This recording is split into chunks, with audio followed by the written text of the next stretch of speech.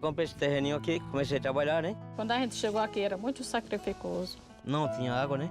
Saía assim, meia-noite de casa para poder conseguir um balde d'água, que não é brincadeira, mas se eu de o cara anoitecer assim e pensar, amanhã não tem o que botar no fogo, é difícil. Hoje em dia, graças a Deus, tem.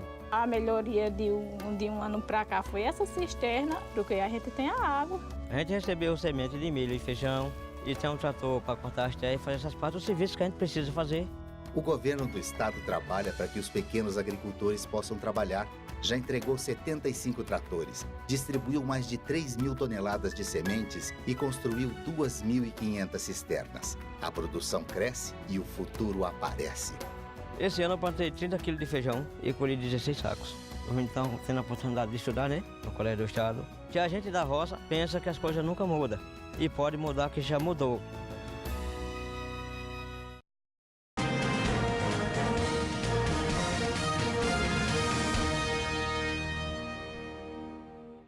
A edição do Prêmio Braskem, realizada no dia 18 de novembro, premiou com uma grande reportagem a matéria do jornal Tribuna Independente, intitulada O Segundo Assassinato de Delmiro, que teve como autores do texto os repórteres Carlos Amaral e Wellington Santos. O TH Entrevista recebe um dos premiados, o repórter Wellington Santos.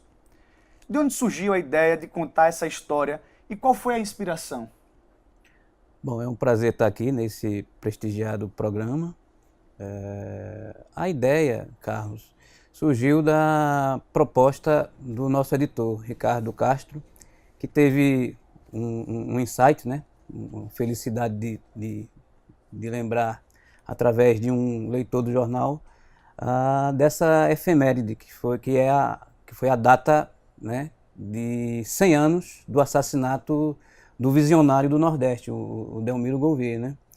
Então, a partir disso, surgiu a ideia de a gente contar, naturalmente, um pouco dessa história, né, do Delmiro, que já é amplamente assim, contada por grandes escritores, principalmente aqui do Nordeste, e irmos até Delmiro, né, para a gente vislumbrar, além dessa história, já conhecida do público, né, vislumbrar alguma coisa nova dentro dos 100 anos do assassinato do Delmiro. Então nós tivemos, assim, ao constatarmos em loco, ao viajarmos, passarmos 4 dias lá em Delmiro Gouveia e nas cidades circunvizinhas, nós tivemos, por sorte, encontramos um mote da matéria, né? Que foi justamente, nós chegamos lá quando justamente os trabalhadores da antiga Fábrica da Pedra, uma das criações, né, uma das grandes criações do Delmiro, estava justamente no processo de falência, né? A fábrica estava fechando. Então, nós fomos entrevistar um dos trabalhadores desta fábrica, né, que é uma criação emblemática do Delmiro Gouveia. E daí, na entrevista, um dos trabalhadores nos falou que fechar a Fábrica da Pedra seria matar Delmiro pela segunda vez. Daí que veio à luz, para mim e para o Carlos Amaral, o companheiro de reportagem, o título, né, o título da matéria estava ali: O Segundo Assassinato de Delmiro. Né? Então, em função dessa fala desse trabalhador, né, que era também um dos representantes do sindicato, surgiu a luz de a gente colocar esse título. Então, o título da matéria, em verdade, surgiu ali, né, naquela conversa, naquela entrevista. E um dia depois de a gente entrevistar esse rapaz, você vê, né, que claro que o episódio é triste, porque são trabalhadores, são pessoas que dependem daquilo ali. Mas no outro dia, a coisa tomou um outro rumo, porque nós estávamos com a pauta com o prefeito da cidade, o Padre Heraldo, e daí que esse processo do fechamento da fábrica, ele tomou uma outra proporção, porque as pessoas, os diretores ligados a essa fábrica, tiveram um encontro com o Padre Heraldo, e confirmaram oficialmente que a fábrica iria fechar. Não teria mais, digamos assim, uma solução imediata para que aquilo não ocorresse. E na entrevista com o prefeito chorou na minha frente e na frente do Carlos, do Cadu, o outro repórter, oficializando que realmente não daria para a prefeitura segurar aquela barra, né? E a fábrica iria realmente fechar, não teria uma outra alternativa.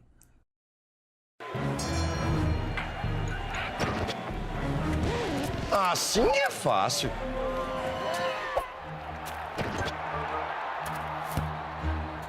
Assim é fácil.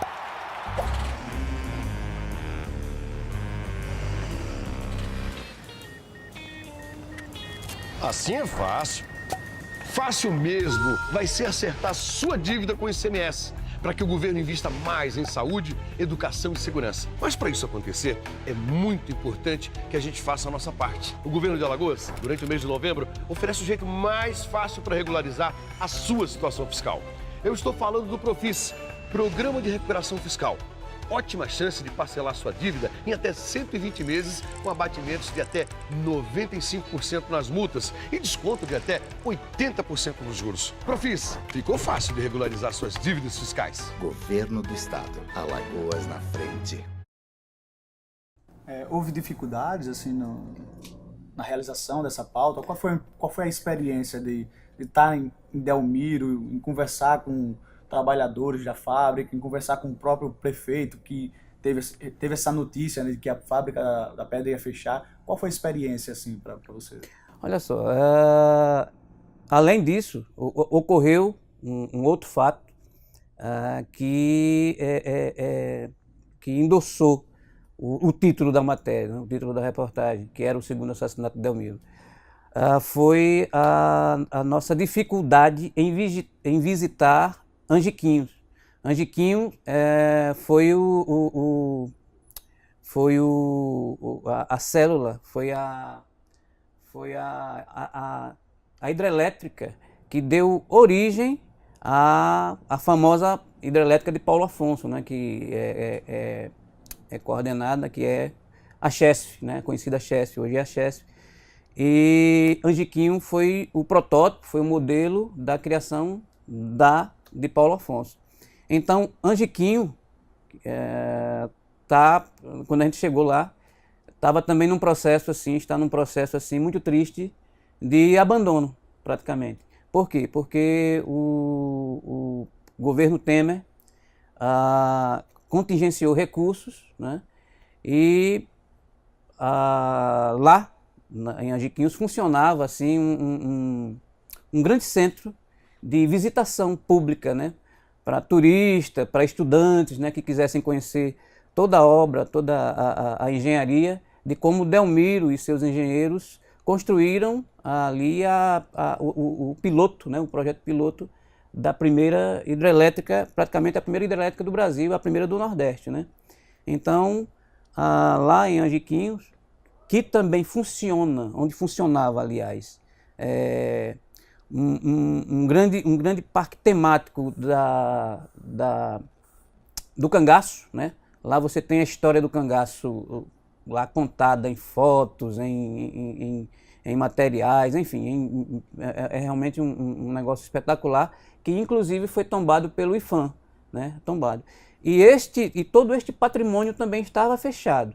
Daí que a gente teve dificuldade para chegar lá em Angiquinho, e graças a um contato, assim, graças a Deus, a gente conseguiu, com o pessoal de lá da prefeitura e com os nossos queridos diretores aqui da tribuna, entrar em Angiquinhos e mostrar, assim, né, infelizmente, mostrar Angiquinhos, a beleza natural do que é aquele protótipo de usina, mas abandonada, né, sem ninguém, muita coisa assim, no abandono. Então, quer dizer, duas coisas que marcaram profundamente a reportagem, que foi justamente essa questão da fábrica da pedra, né, que é emblemática, que foi a primeira grande criação do homem, né, do visionário, o Delmiro Gouveia, e esse fato lamentável, que é o abandono, né, de Angiquinho, que é uma outra grande simbologia do que veio a ser assim, o projeto das hidrelétricas, né, podemos dizer, no Brasil. Então, bacana que a gente tenha feito a reportagem e revelado isso na reportagem, né, do segundo assassinato do Delmiro, com esses dois eventos, mas é lamentável assim, do ponto de vista para a história do Nordeste, né, para a história do Brasil, esses dois fatos.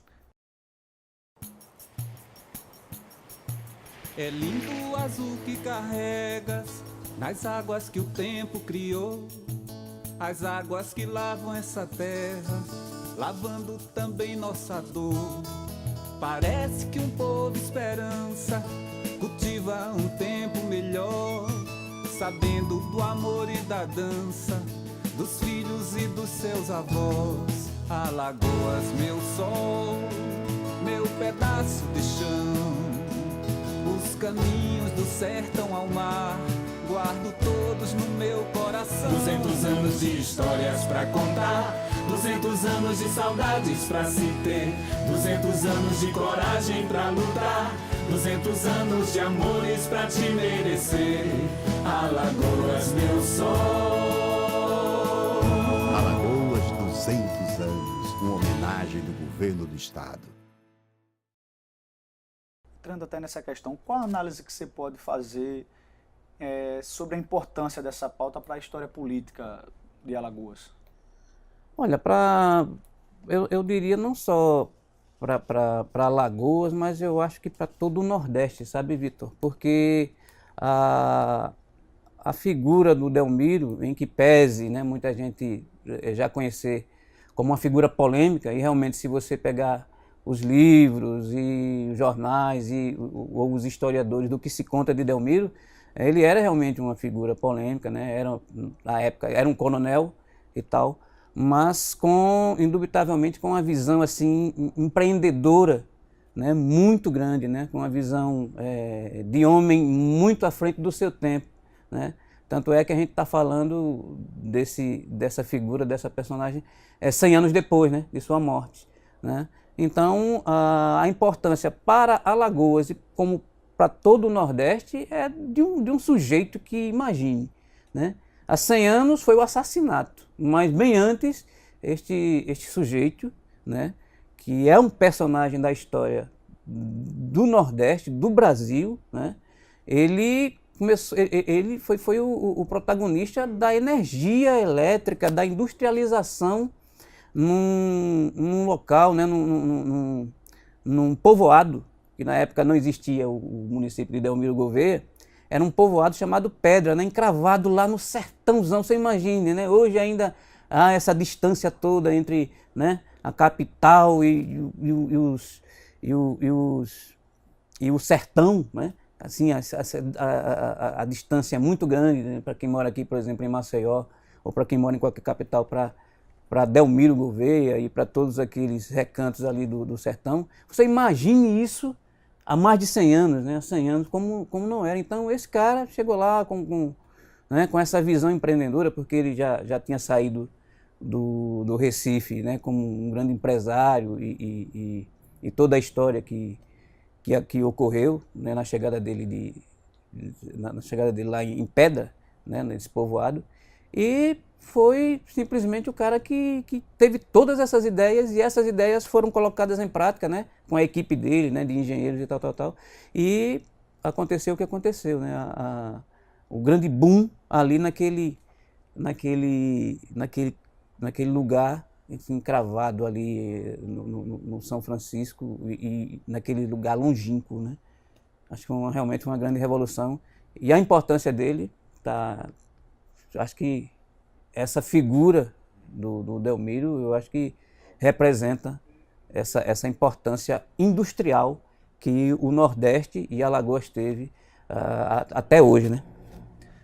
Para a gente finalizar, voltando ao prêmio, nesses 23 anos de jornalismo, você considera esse prêmio como uma das suas maiores conquistas?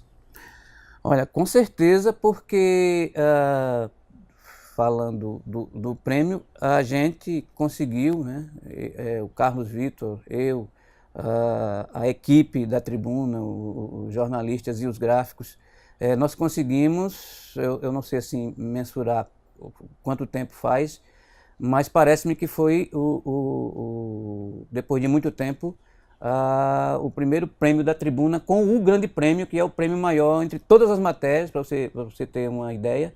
Foram 300 e algumas matérias, e daí você conseguir o primeiro lugar, né, entre todas elas, em matérias muito boas, né, profissionais dos outros veículos, da própria Tribuna, profissionais de nome e de renome até fora do estado, com matérias fantásticas. Eu li algumas matérias realmente muito boas, e você conseguir isso, né, entre tantas coisas boas que os jornalistas alagoanos produziram, realmente isso dá, digamos assim, um upgrade muito grande, né, para a gente enquanto profissional, para a gente enquanto tribuna, para a gente enquanto veículo de comunicação, de ter podido contar essa história, né, relembrar essa história desse visionário, né, inclusive colocando esses dois fatos, que são dois fatos relevantes, novos, dentro de uma matéria histórica, né, documental.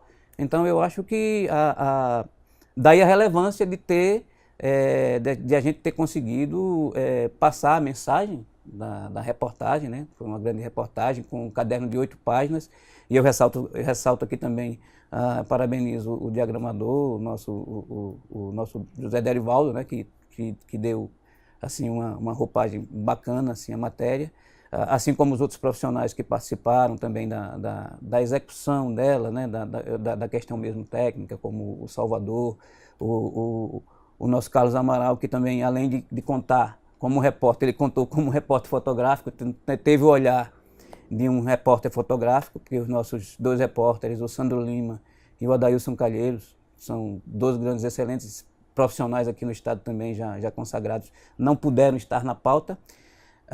Então, eu acho que eu ressalto todo esse trabalho, né, em equipe como um grande, digamos assim, um grande feito.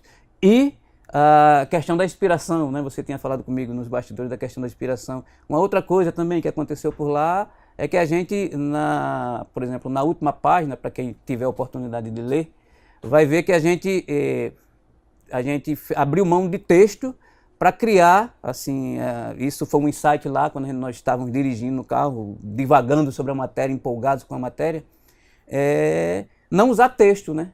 Curiosamente, não usar um texto na última página e usarmos uma música do Luiz Gonzaga e do Zé Dantas, chamada Paulo Afonso, que foi como eu já expliquei, ela foi gerada através de Angiquinho, né, que foi a primeira, o projeto piloto de Paulo Afonso, e a música do Luiz Gonzaga, né, que eu sempre ouvia na infância, né,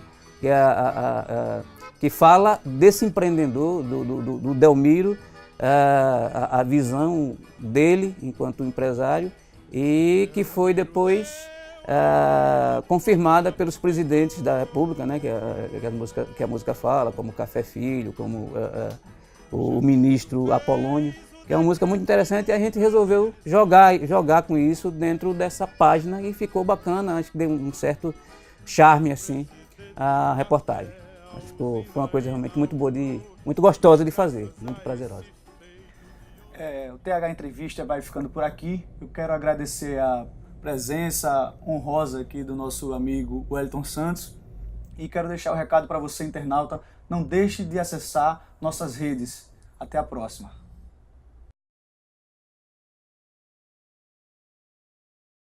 Para Alagoas vencer antigos desafios, não bastava caminhar. Era preciso dar um salto de qualidade como nunca se viu. Hoje, com transparência e solidez fiscal, fazemos mais e melhor. Alcançamos a maior redução da violência e um dos maiores crescimentos em educação no país. Enfrentamos a crise construindo hospitais, estradas, cuidando das pessoas. Avançamos muito. O ritmo agora é outro e os resultados também. Assim, vamos mais longe. Governo do Estado. Alagoas na frente.